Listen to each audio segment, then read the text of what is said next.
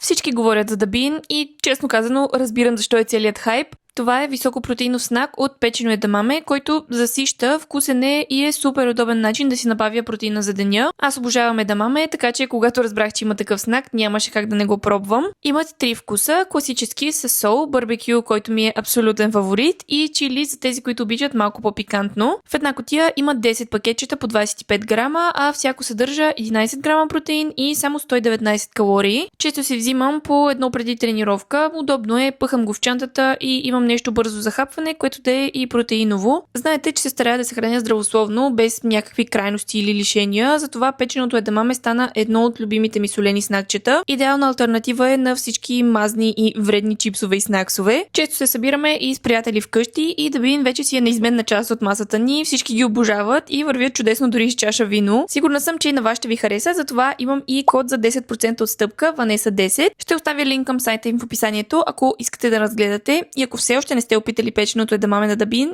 имате време да се поправите.